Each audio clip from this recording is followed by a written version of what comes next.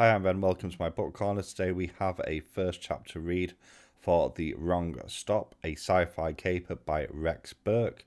Once again, thank you to Rex for giving me permission to do this chapter 1 reading, and I hope you all enjoy.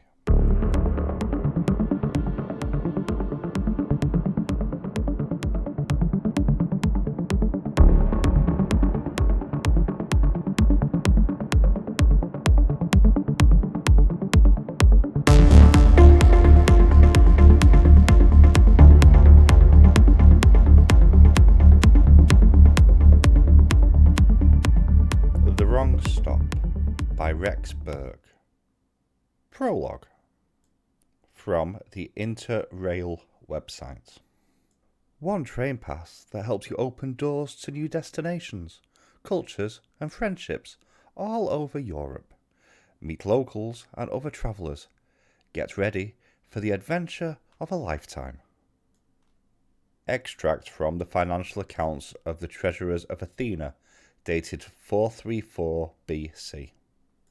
We, the treasurers of the sacred items of Athena, record the gift of 2 bracelets of gold offered by a visiting foreigner named, inscription unclear.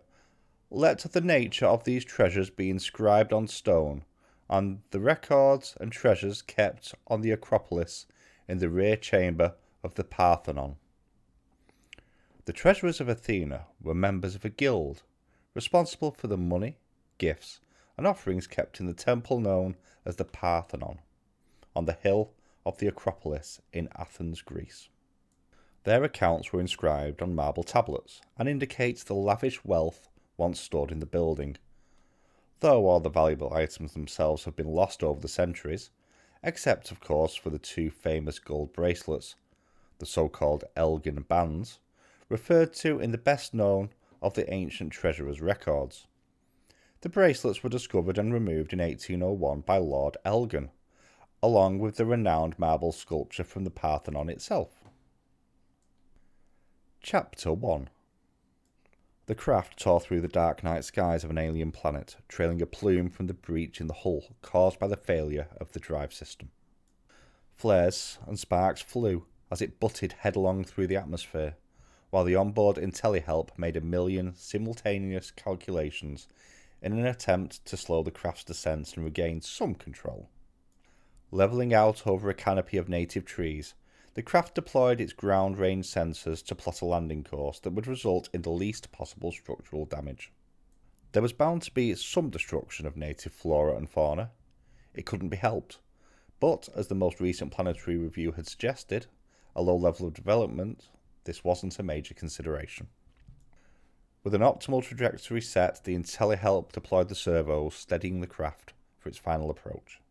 It buzzed the tops of the higher trees, shattering branches as it ploughed forward and down, before cutting a wide swathe through dense boughs and dull earth. Sample sensors checked exterior biolevels, even as the craft ground on through the trees. When it finally came to a halt, banked slightly on one side but otherwise still largely intact, the IntelliHelp had already determined that the local conditions were suitable. More or less, anyway. You wouldn't want to live here, but you could cope with the conditions if you had to. That just left the small matter of emergency extraction. In this remote arm of the galaxy, there was no point in broadcasting an alert. There was no one remotely equipped to help for several light years. And, in fact, advertising a presence on this planet was not a good idea, if previous shared experience was anything to go by. The IntelliHelp scanned the files and pulled the relevant records. At least there was an option, though it was going to require some local knowledge and a fair amount of luck. More files were scanned, and a brief search of planetary networks instigated to acquire the necessary background data. The IntelliHelp ran its searches behind a firewall, just to be on the safe side. Early stage development, maybe, but still best to exercise caution on this planet if extraction was going to be successful. It took a few more moments to prepare the presentation. Mapping, logistics, camouflage, protection, resources, and then the IntelliHelp was finished. It had done its job. It could do no more. The craft wouldn't fly again. Even the most cursory of post-landing scans had confirmed what it already knew. Unexplained, but catastrophic failure of the drive system. The IntelliHelp added a note to that effect, for completeness' sake. For security reasons, it decoupled itself from the craft's single passenger. A fully sentient being would have said that it felt like a small death. For the IntelliHelp, it was everything and nothing. It could wait here on this planet forever if required. Untethered, dormant. Someone would come again to reconnect. Or they wouldn't. In the great scheme of things, figure of speech, there was no scheme, it hardly mattered. Now, the IntelliHelp turned its attention to life support. The tank had been compromised, but not fatally. There was still time. As the craft powered down, it directed resources to where they were needed, and discharged the harmful emissions already creeping in through the breached hull.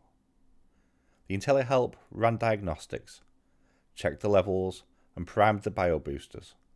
It scanned the presentation one last time, knowing it was complete. Knowing that what happened next would be out of its hands. Another figure of speech. Out of control. Then, finally, it cracked the auto locks on the tank and initiated the revival sequence. Time to wake them up and wish them luck. They were going to need it. BBC World News Report. And finally, inhabitants of Pitsen in Western Bohemia in the Czech Republic were disturbed last night by an unexplained display of lights, our correspondent reports. Yes, thank you. As you say, many observers reported the phenomenon as dramatic streaks and flashes lit up the night sky above this historic medieval town. An eyewitness recorded the scene on their phone, and it made for quite a show. Video plays. Scene of revellers in an old town square. Shouts as lights flash quickly overhead. Car alarms and barking noises. Camera follows the trail shakily until the light disappears into the distance a few seconds later. Local police were inundated with calls and investigations remain ongoing, but so far there has been no explanation for the sudden appearance and disappearance of the lights. A spokesperson for the Czech Aviation Authority said there had been no diversions or other incidents concerning flights into and out of nearby airports. Meanwhile, military authorities have declined to comment on the possibility of nighttime aerial combat training over the town. Which leaves many inhabitants asking, were the lights perhaps evidence of a close encounter with a UFO? Some of the people we spoke to last night certainly thought so. Video plays. Boisterous people variously singing, chanting, and pointing at the sky. But there may be a simpler explanation. Since 1842, Plzeň, or Plitzen in English, has been the home of the famous pale lager beer known as Pils. Did these young people see the lights of an alien craft in the skies of the Czech Republic? Or had they simply enjoyed the hospitality of Plitzen's friendly bars and cafes just a little too much? Some I spoke to last night are sure that the truth is out there. Others think that the answer lies in the bottom of one of these. Reporter raises a large glass of beer and smiles to the camera. And now, back to the studio.